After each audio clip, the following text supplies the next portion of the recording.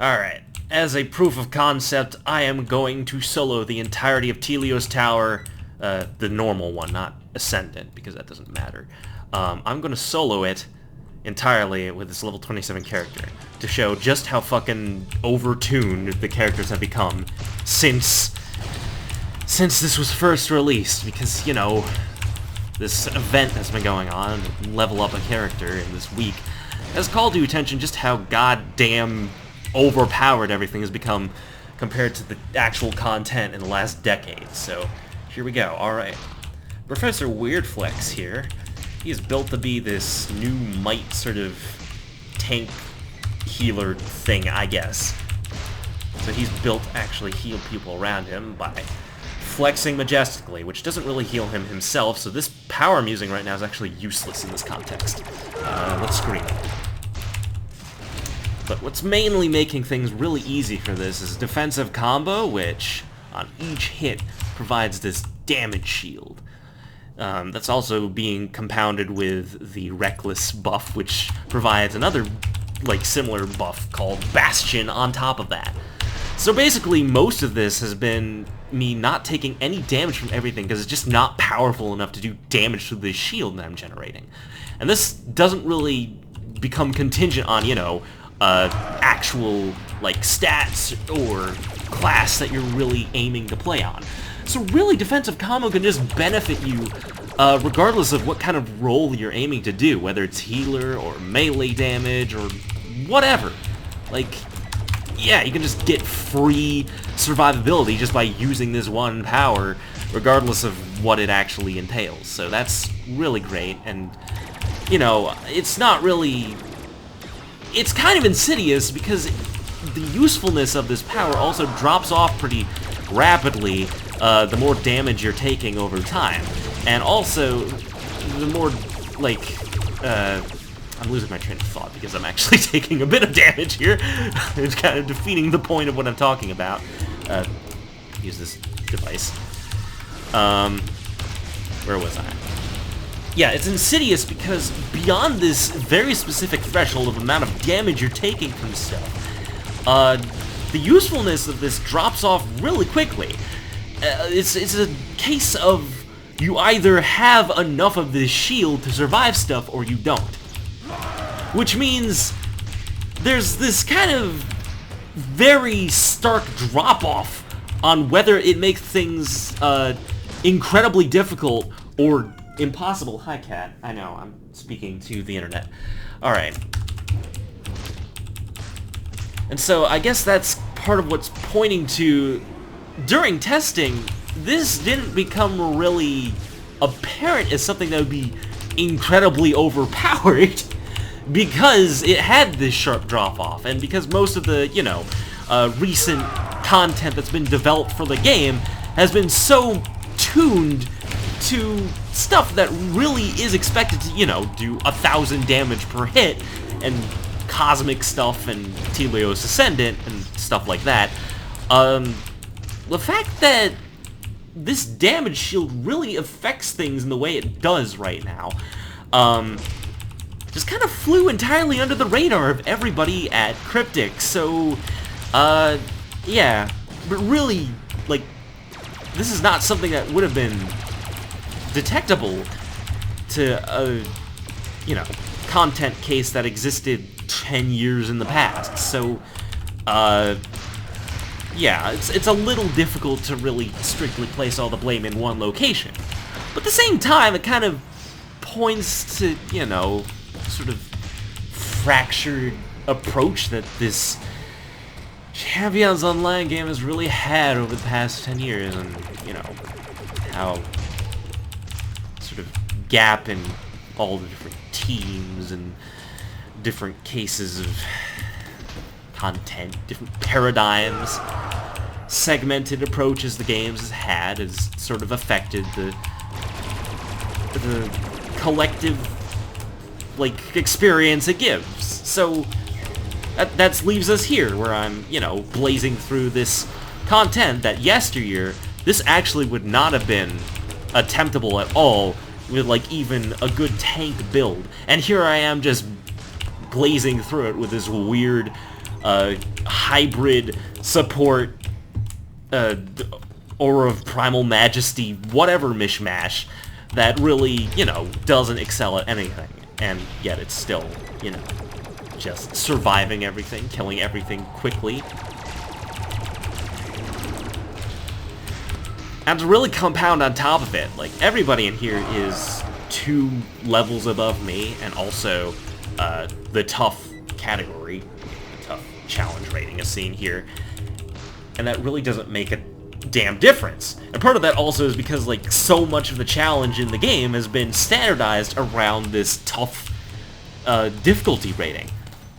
So really building up to this point, a lot of what you usually fight in a lot of missions is not tough stuff, it's just standard. Like, it doesn't have this tough delimiter down here that makes things, you know, resistant to fall damage, resistant to knockback, just generally makes them more difficult. Which in turn is kind of like a mutation that's happened over time, slowly adjusting stuff that it's now standard to be soloing things with this sort of challenge rating. Which is kind of losing the sight of, like, what originally this tough thing was for. Like, around 2010, before, you know, like, gear was readjusted, and we got things like heirloom stuff that would allow you to trade pieces of equipment between one another and, you know, speed up stuff and get these passive healing, and just so much buff after buff kind of stacked on top of one another as kind of this sort of attempt to make things appeal to players out of the necessity of being also, yeah, crafting requirements. Those haven't aged well at all. But yeah, all this kind of enticement of making things scale on top of one another to make it quickly saleable and expand things and sort of build on top of one another. The problem is that this paradigm of what is exactly expected from the game's difficulty curve has completely broken down. Like, yeah, when this first came out, and even in other places like Serpent Lantern, the different adventure packs, when those first came out, like, even fighting the final bosses of some of these pieces of content was not trivial. It was something that was kind of challenging, you know? And so you would be expected to take maybe a good, you know, good, like, 3 minutes or so to beat a final boss of one of these things. And there were actual mechanics and, like, routines you had to concern yourself with in order to strategize about, like, how you fight these things.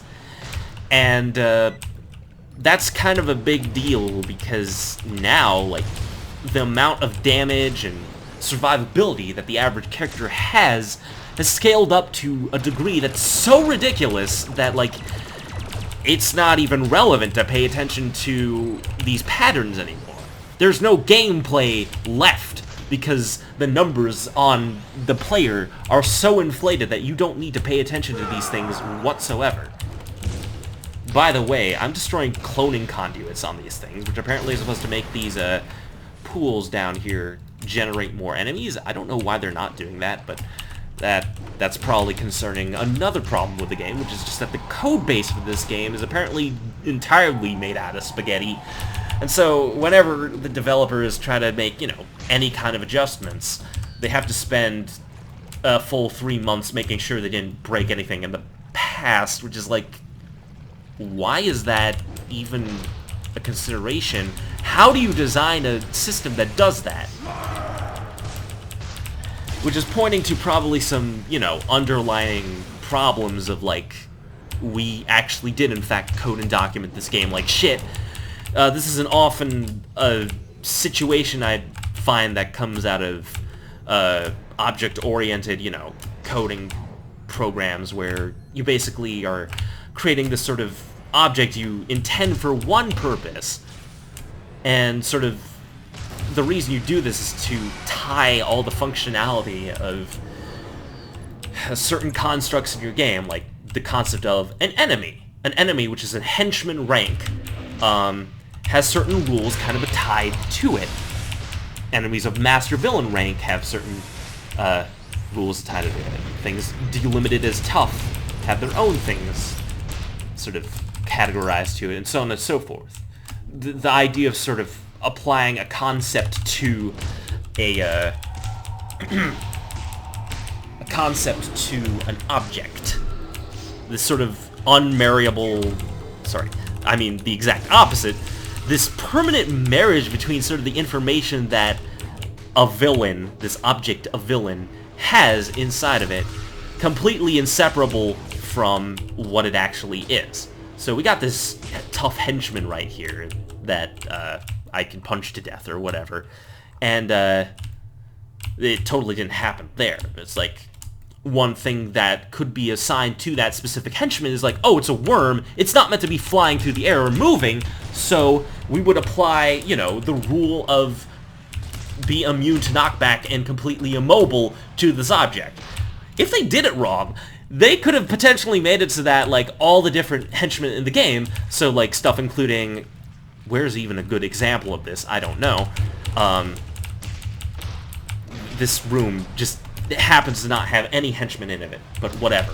Say this guy was also a henchman. They could have accidentally coded that worm enemy up in such a way that, whoops, we just accidentally made every single enemy in the game immobile and also not able to be knocked back. And because, like, the documentation for this game is apparently such shit that this stuff regularly happens, we get these situations where the developers really are just kind of monkeying around with the code in such ways that these errors are happening regularly, and they're not really proceeding in such a way that this sort of pattern is really sustainable in, you know, moving forward in any sort of way. It's further exacerbated by the fact that this particular game, Champions Online, is also using a version of Cryptic's engine that's older than the, you know, actual engine that is being kept up to date, even with their, like, games they supposedly are paying attention to, like Star Trek Online and Neverwinter and whatever this Magic the Gathering secret project they're working on that's apparently going to be really great, will also be leveraging, which, you know, like, that's probably also an issue because a few months back there was also the concern of the, what is it, what is it? I am just rambling at this point. The Foundry, that's what it was, yeah. One of the big major, like, selling points to these games that Cryptic's been making is the Foundry, which is a mission editor, which allows people to make their own, like, really adjustable, like, content in this engine. And this is a huge deal, like, even to me, which I didn't even play Neverwinter for that long, but, like, I could already see the potential and, like, customization and just the huge appeal that being able to make this stuff would have outside of the context of even, like, oh, you do this to get experience points faster and blah blah blah blah, and, like, even before Cryptic was making their own hoard out games for Atari and whatever, like, when they were still working on City of Heroes, like, this was an issue of, like, how the, what is it? Project Architect or whatever, how that piece of content exactly sort of had implications on stuff was balanced against one another. And this was kind of a big deal because, you know, what it was basically doing is that, oh, you could just make a mission full of idiots who didn't know how to fight and then farm those repeatedly to just get to level 50.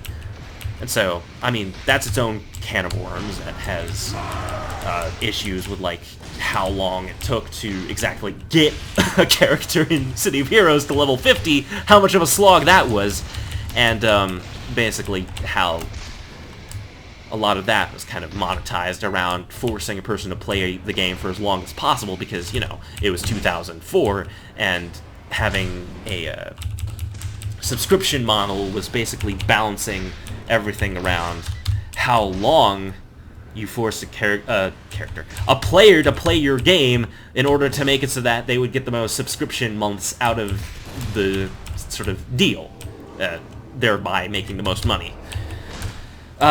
Which, you know, that probably contributed a little bit to maybe NCSoft's decision to axe the project altogether, but, you know, whatever.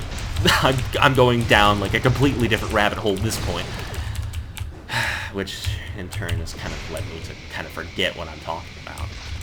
But in any case, yeah, the Foundry. It's in the case of the Foundry, like, the merit of that became sort of unmarried from, you know, the ramifications of how long you play the game, because that doesn't really matter anymore in this context because things are free to play. Now it's all about, you know, selling people the strongest items and the coolest cosmetics to make them, you know, want to continue playing your game and get invested in the universe that you have created for yourself, and so on and so forth. And with that in mind, like, the fact it even died in the first place, getting back to that thread that I left in the background this whole time, it was a goddamn shame it died. Because now it was less about, you know, power leveling yourself to the next level as fast as possible, and now more about the creative outlet that would give it that sort of, you know, feature would give you. And so, going back another layer on top of that is the fact that the reason it died is because Cryptic was such shit at maintaining their own code that they even got to this point in the first place where they had to axe this big, you know, defining point of, like, their games and their brand, that they couldn't keep up updating all this stuff to be internally consistent with one another because of just how shoddy their own engine is. Which I guess points to the layer above this, which makes me think that, okay, they're pouring most of their resources in making this new game for Wizards of the Coast, their Magic the Gathering card game, which, I mean, I like Cryptic. I'm going to be honest. I really like Cryptic. I like their past games. I was a huge City of Heroes fan growing up. And it's been, you know, a huge inspiration to me as to why I've wanted to get into making games, because I've wanted to, for a while, you know, make my own sort of open world, customizable hero, like, superhero game, like, outside of even the context of, like, a MMO. Like, hell yeah, give me a prototype game where I can, like, roleplay my own superhero made from the ground up, and, like, don't give a shit about, like, whether, you know, I'm a street-level Batman kind of person who's trying to solve mysteries, or if, you know, I'm fucking Superman and can punch through damn walls and not give a crap about, like, the actual structure of a level. The world is my bitch, and now I'm drilling through the fabric of reality or whatever. But that's, like, my own thing I've kind of been working towards, and it's sort of irrelevant to that. I'm getting a little bit personal at this point. But what it's really getting to is that I think the company, like, really needs help. And I don't mean in, like, oh, you should work for Cryptic. I've actually, you know, applied for jobs a couple times there, and then got turned down. And looking back on that, it's come to the point where it's really like, I've really looked over my options and where I am right now, working for a different company, and I really don't want to work for them now. Like, reflecting on it, like, if they're at the point where they need to axe this big major selling component of their game because they can't maintain it, that's kind of speaking to the practices and sustainability of your own proprietary engine, don't you think?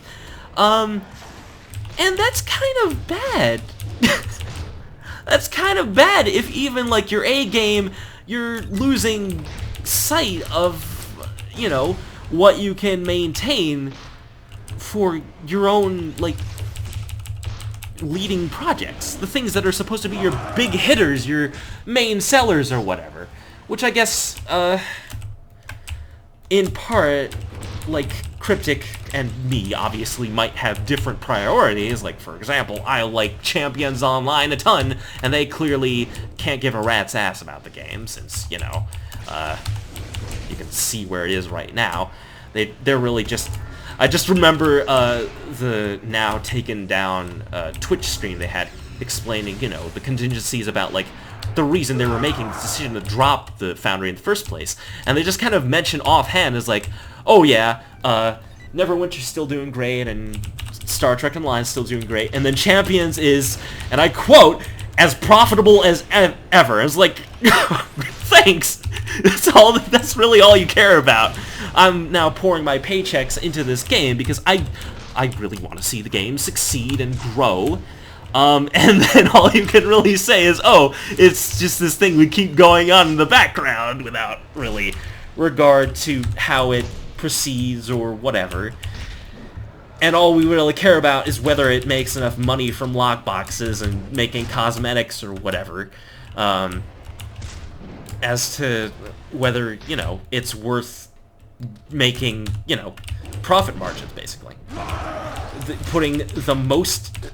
basically making the most amount of money from this game or whatever with the least amount of effort possible, which has led us to where we are right now, where I'm wearing the latest cosmetics unlocked between all different characters that I have, which leads me to this abomination that I've created, Professor Weird Flex, who heals people by flexing his muscles.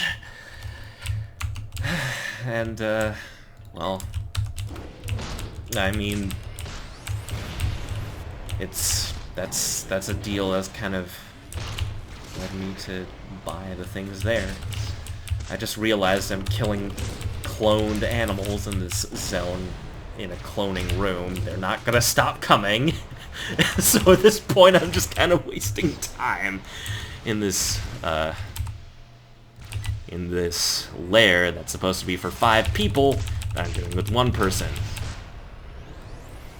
So at this point, I guess it's now a question of whether I'm going to be able to use this computer to disable the cloning machine in time without being interrupted, so that I can actually progress with the mission. And so that's kind of funny, you know, that the biggest stonewall I've run into so far is not that the enemies that I'm fighting are actually challenging, it's the fact that I need to interact with an object that, you know, other people are going to need to keep the heat off of me in order to actually use the machine.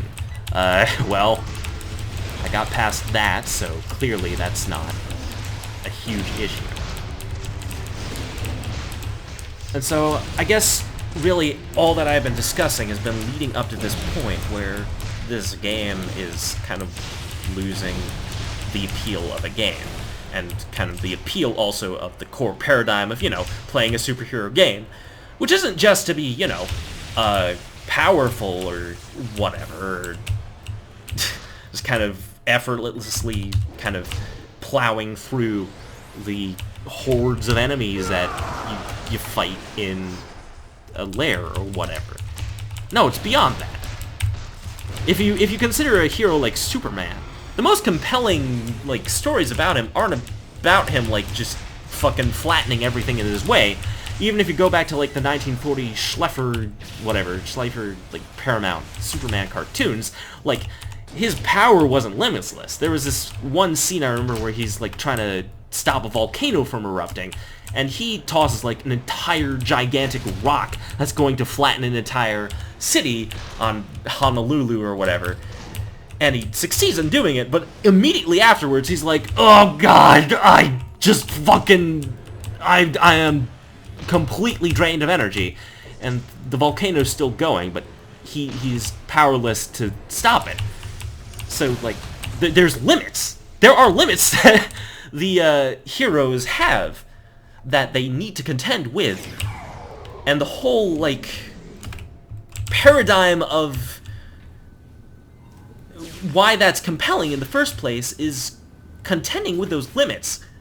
Like, whether they're practical, or in some cases, like with some of the later stories that Superman has been in that are actually getting good, it's not even, like, yes, he's gotten more powerful to the point of, like, oh, I can now turn the goddamn Earth backwards and whatever, and we've been constantly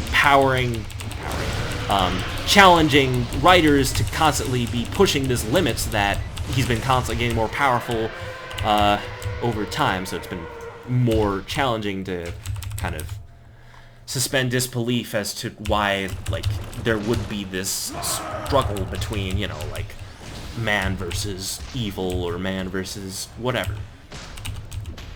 But getting back to Superman, like, the most compelling stories in this context is now not really to challenge him on this front of, like, pure power or whatever, but in the context of things like morality, or brains, or thinking about, like, how to actually use that power responsibly, or in ways that kind of signify, I guess, the... man.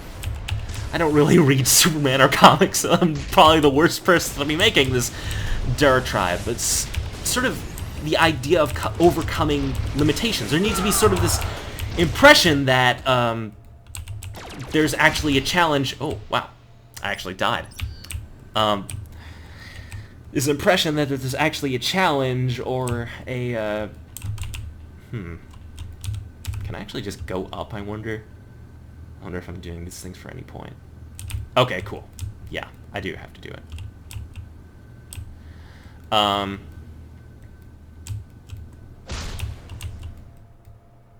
sorry. I'm just all over the place this morning, or afternoon, or whatever. Yeah. The whole point is... The appeal, really, of this genre, all in all, is really taking itself seriously and posing these challenges and perils to the hero that, you know, make the hero doubt whether they can actually do it, or whether they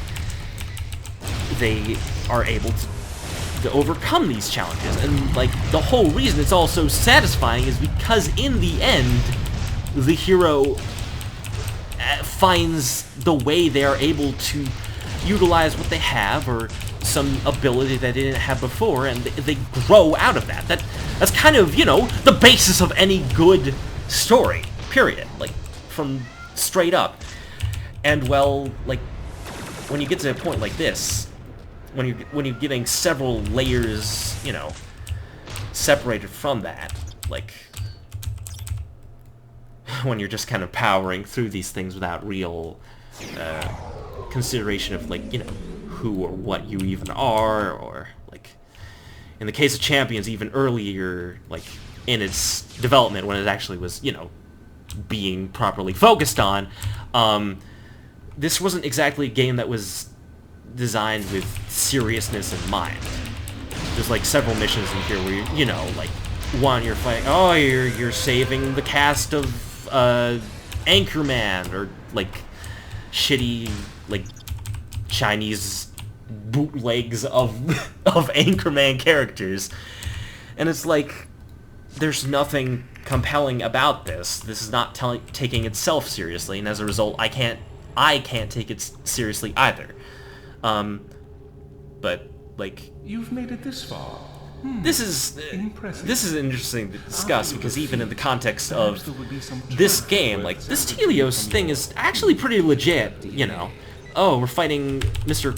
Clone Vein Man, who, you know, has its own lore and, you know, compelling reasons for doing whatsoever, you know. But then you get to this case where, you know, I'm taking this well-crafted out storyline, and now I'm applying the balance that's kind of occurred for the past million fucking hours and the decade that's basically this game's been alive, and now it's like, oh, I am trivializing it because I am so goddamn baller, because I'm probably speaking too soon because I'm getting my ass kicked here, but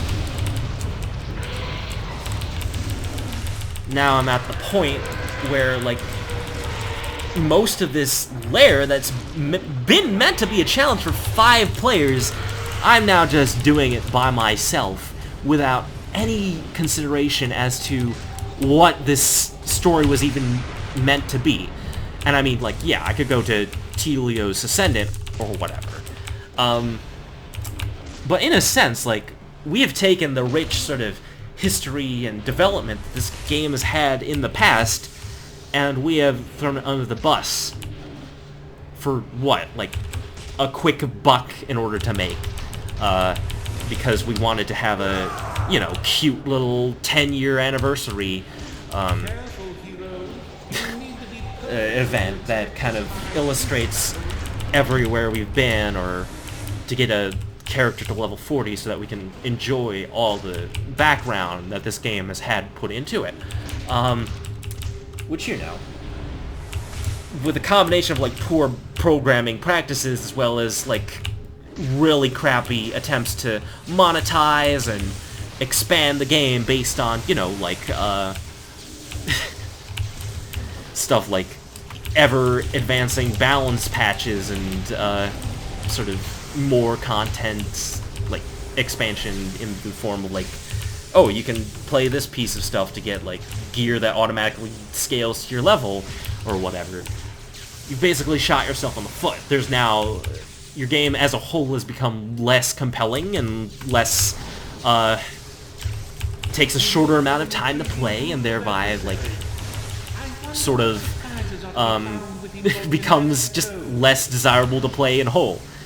And I'm obviously the worst person to be kind of making this point, because here I am playing your damn game, still backing you after 10 years, or 9 years in my case, and, still pouring money into the game, kind of hoping it takes a different route. So I guess that's my fault.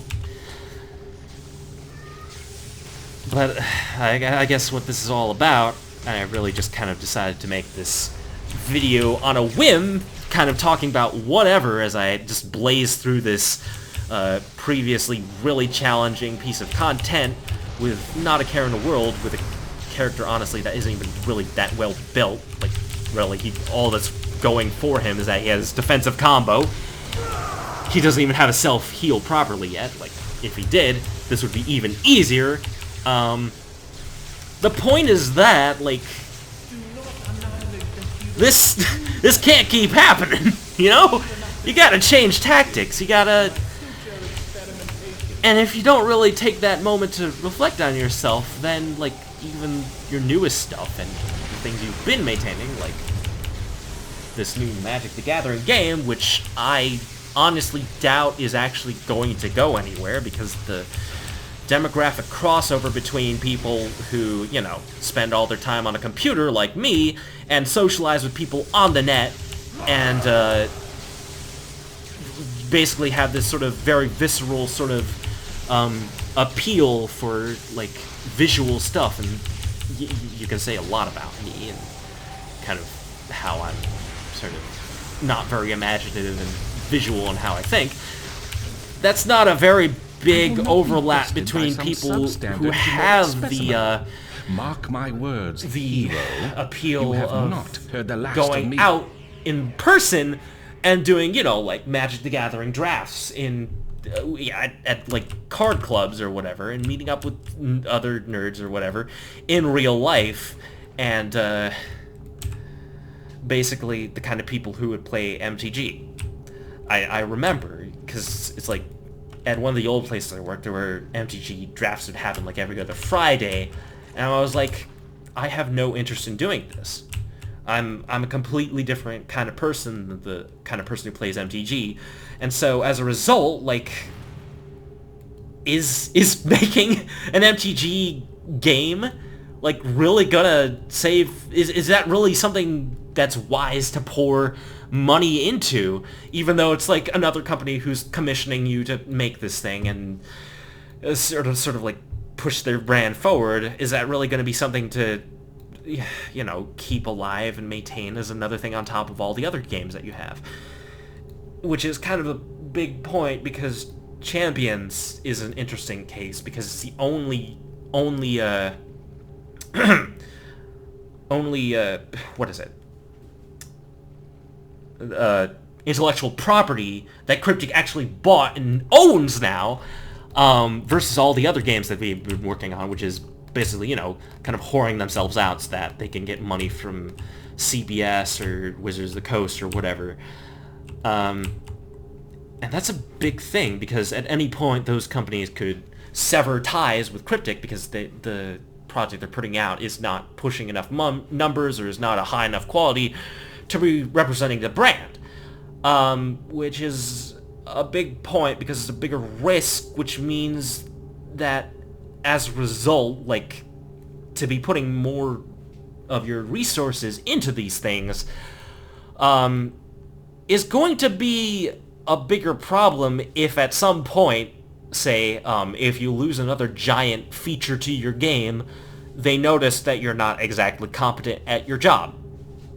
So what I'm basically saying is, put more resources into Champions. I'm a huge idiot, and also, I am...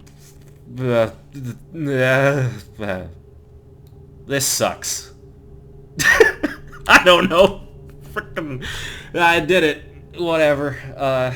Was it Control F9 or Alt F9?